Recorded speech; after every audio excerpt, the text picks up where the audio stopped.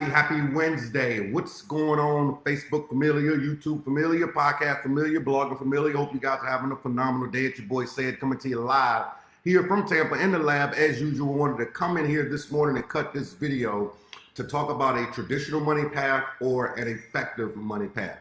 If there is anything that has been taught in the midst of this quote unquote pandemic, it's the word trust that you have to be very, very leery of. You know, there's so many things that are being said. Some are true, some are not true, and we really don't know who to follow, who to pay attention to, what to think, or whatever the case may be. And what's crazy is that a lot of us are now witnessing that in 2020, and we're questioning things in 2020 based upon so many things that are happening around us.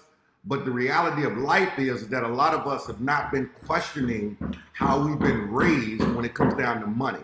A lot of us have not been questioning things that have been embedded in us at a very, very young age that we're still carrying with us today. And I want to spend some time talking about that today. So when we talk about the traditional money method, when we talk about the traditional money path, you know, the traditional money path goes all the way back to when we were young, right?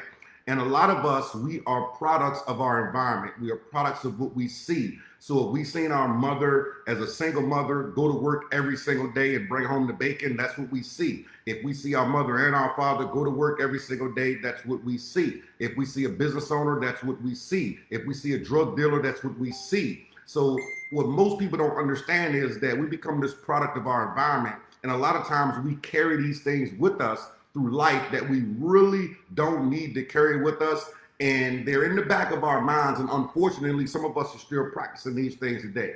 Here's exactly what I mean. The traditional way of getting ahead in life was really simple, right?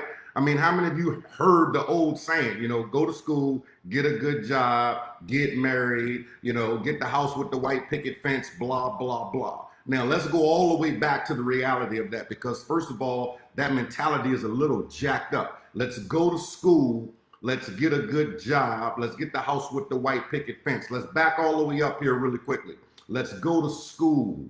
Let's go to school. So let's look at that for a second. Let's go to school and get taught by someone who's paid 90 grand a year how to make 50 grand a year and get out of college with 100,000 in debt and have an 80% chance of not getting a job in what you went to school for. Now, I'm not knocking college. I'm not knocking school by a long shot. I just want you to understand when we start talking about the traditional ways of making money and the traditional ways of building, these are the things that have been embedded in us. So how many of you have heard that? How many of you are following that path, and how is it working out for you?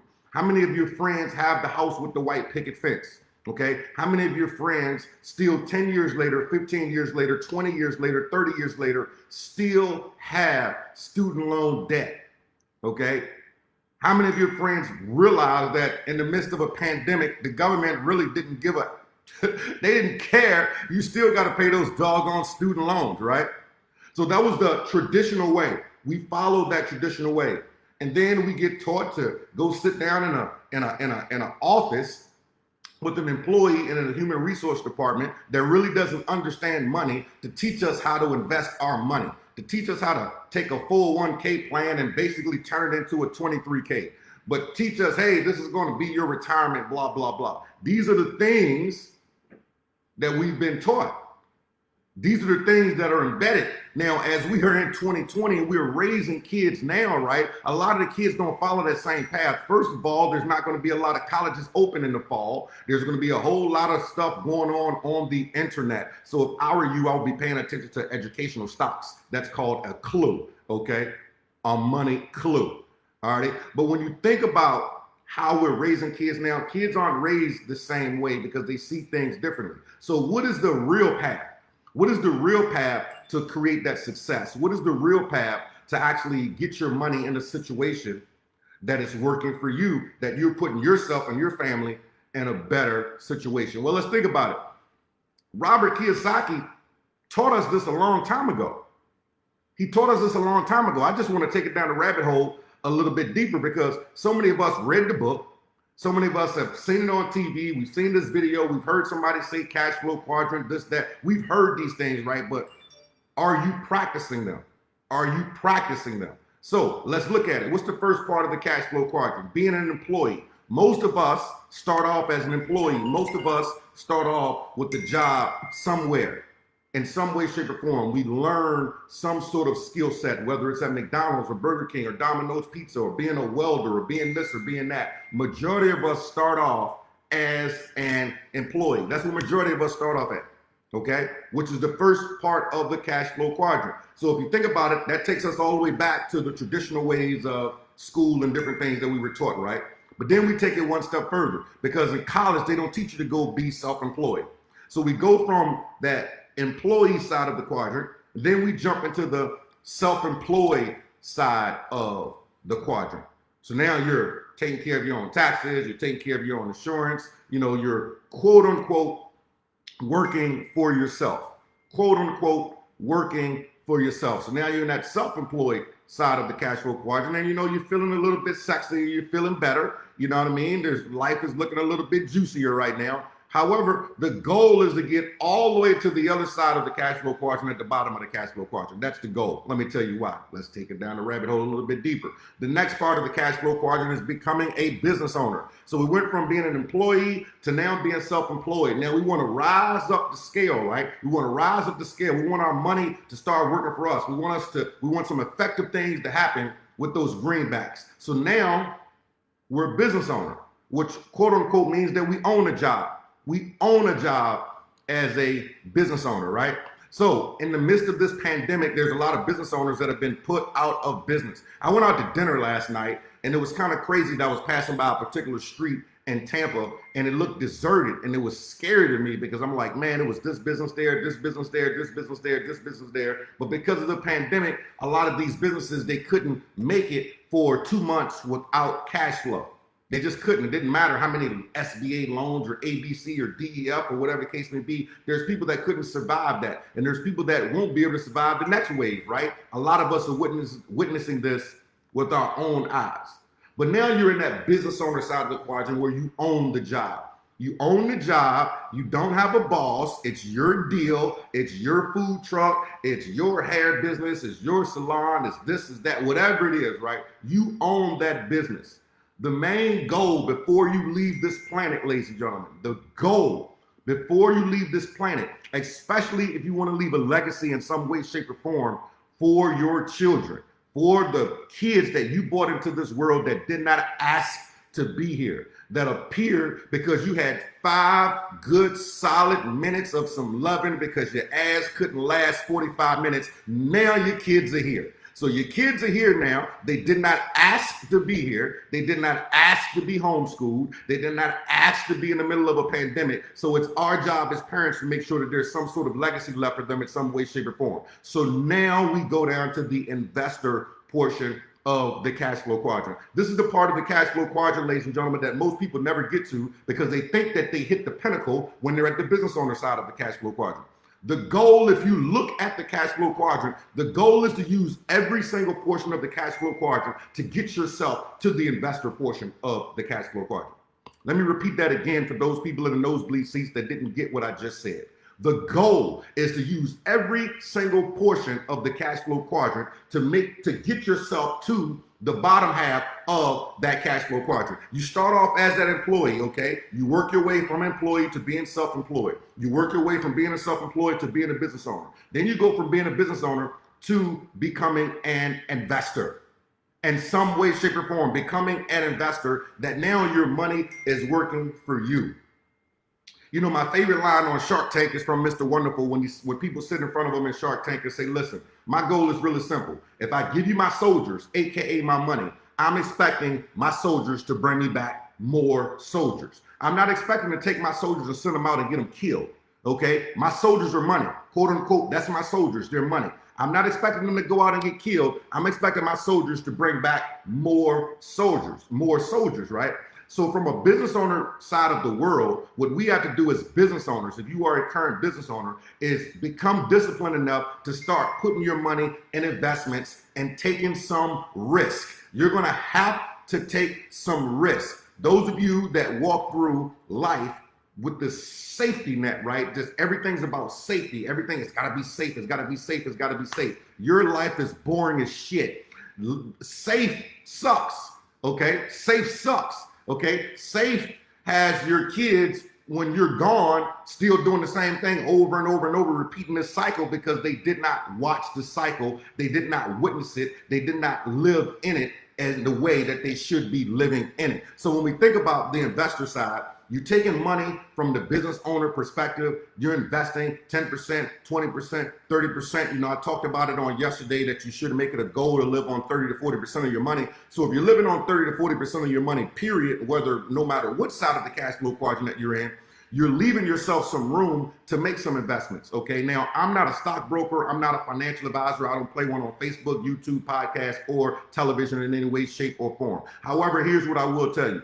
Once you start to ease over to the investor side of the quadrant, things look a little bit differently. See, a lot of people don't even know what you do at that moment. They don't even know how your money shows up. There's a significant amount of people right now that are on Facebook that started off in the employee side of the cash flow quadrant, that have worked their way to the investor side of the quadrant, and you might still think that they're still in the business owner side of the quadrant. No, they might have a portion of their business in the business owner side of the quadrant. Maybe it's 60%, maybe it's 70%, maybe it's 80%, but they're smart enough to make sure that they got something working on the investor side of the quadrant. So if you look at any of the wealthy people, right? If you ever want to be successful in life, you follow the path of people that have the results that you want. So if you look at any true wealthy people are on the investor side of the quadrant. I read yesterday that Warren Buffett lost $50 billion in the past 2 months. Did I say billion? Warren Buffett lost $50 billion in the past 60 days. 50 billion. That's a lot of money, man. That pandemic, boy, hurt his pocket. However, nothing changed about Warren Buffett's lifestyle. Nothing.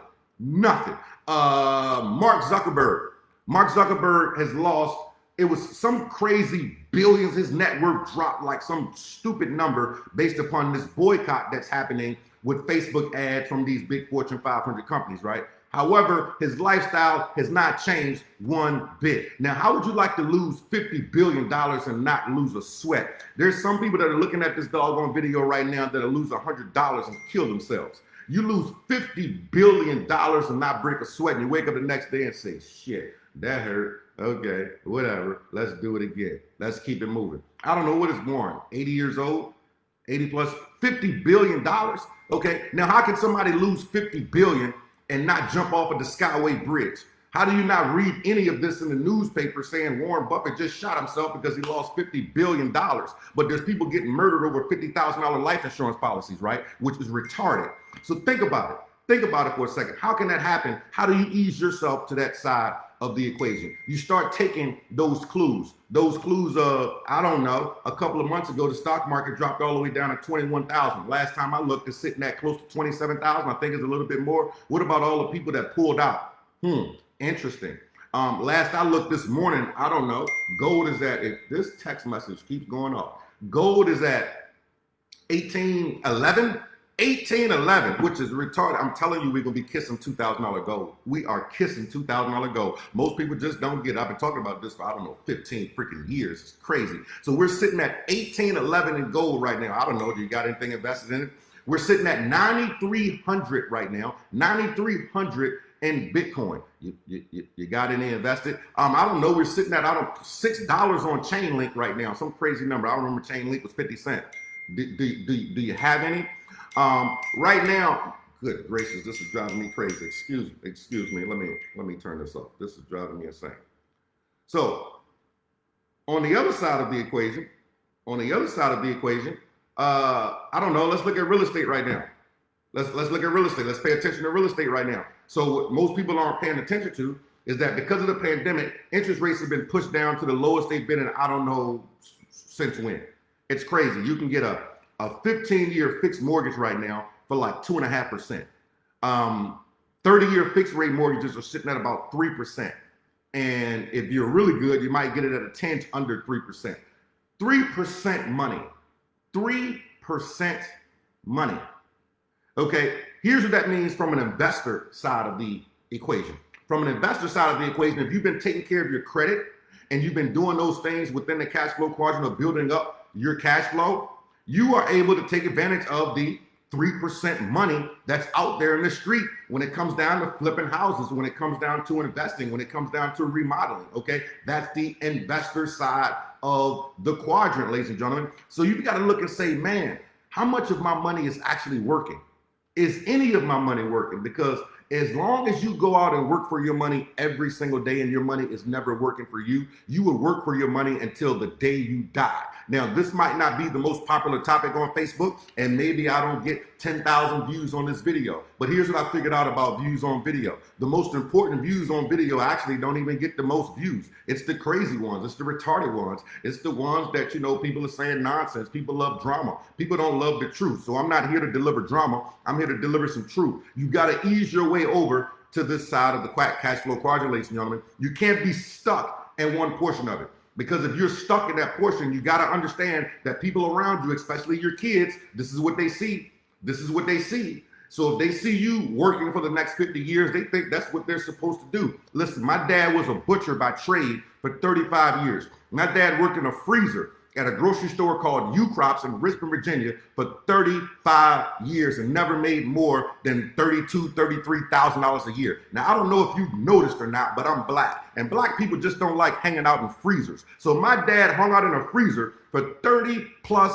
years. 30 plus years. Cold as shit in Alaska. You actually went to Alaska on purpose. You lived in Richmond, Virginia, and you went to Alaska on purpose for 30 plus years in a freezer cutting meat. Cutting meat. Okay? For 30 plus years. That's what I saw. However, I was around a whole lot of investors. I was around a whole lot of business owners. I was around a whole lot of pharmaceutical salespeople that I learned some stuff from, and there was something about working in the freezer that didn't look good. Now we fast forward to this day. My dad's fine. He's chilling. He's enjoying life. However, my dad ain't wealthy by a long shot. Not by a long shot. My dad don't have no long money. Because when you work for 35 plus years and you think that 401k is going to do something, that 401k ain't going to do nothing. At some point, that 401k is going to turn into a 400k, a 350k, a 300k, a 250k. Let me know when you get the point. A 200k, a 155k, a 100k, a 50k, a 30k, a 20k, a 10k, a 5k, and then next thing you know, you're playing NBA 2k because your 401k done disappeared. So you got to say, man, I got to make sure that I got some money working in some way, shape, or form. Having your money sit safe in a doggone bank account is the worst thing that you can do because the bank is just loaning out your money. Guess who they're loaning out your money to? Investors. Here's what most people don't get. Like, do you realize that the people who don't need the money are the people who typically get the money? People who don't need the money are the people who typically get the money. So you got 50 grand in the bank just chilling in a savings account, 10 grand in the bank, 20 grand in the bank, and you're like, that's my safety net. And they take that and they loan it out 10 times. Yes, it's a 10 times multiple. Typically, an unusual bank is between an 8 to 10 times multiple. So whatever money that you have in the bank, they've loaned it out 8 to 10 times. Okay, that's the multiple. And 9 times out of 10, they've loaned it out to a bunch of people who don't need it. You need to be on the side of the people who actually don't need it. So they can take the money and then go make it grow. You can take the money and you can start investing. You can take the money, you can invest in some businesses, but get them up and running. Maybe spend some time with them, 6 months, a year, 2 years, 3 years, whatever the case may be. But the whole goal is to get somebody else to sit there and run that business so you can go do it again. How many, let's see here. What's probably one of the best examples I can give of this? I use rappers as an example. Some of the smartest rappers have figured this out, right? Think about some of the smartest rappers out there. I'll look at Rick Ross, okay? Let's think about Rick Ross. Since I'm in Florida, let's use Rick Ross as an example, okay? Rick Ross started off as an employee, as a correctional officer. That's how he started off. He was a freaking employee, okay? Then he became self-employed. He became a rapper. He's self-employed, right? Then he became a business owner. He became a business owner, started owning a whole bunch of wing stops, got wing stops all over the place. Now he's an investor, investing money in different projects all over the place. How many rappers have you seen do that? Jay-Z, Russell Simmons, all these big time people that have started making real money. they took themselves from one side of that equation over to the other side of the equation. Ladies and gentlemen, that's called a roadmap. That's called the clue. That's called the clue. So pay attention to the people that are giving you the clues. Stop letting your money be super scared and let that money go work for you. Invest that money into some places that can start to grow. Yes, you're going to win some. Yes, you're going to lose some. But guess what? That's life. That's life. That's life. Sometimes you win, sometimes you learn. It is what it is. So be willing to win and be willing to learn. So many people are so scared to lose that they're not willing to learn. Ooh, that's a quote for today. Some people are so scared to lose that they're not willing to learn. So if you're too scared to lose and you're not willing to learn, you probably should pop off this video right now. But if you are not scared to lose and you're willing to learn, listen. Live on 30 to 40% of that money that you got coming in on a regular basis. Look at what portion of the cash flow quadrant are you in and do everything in your power.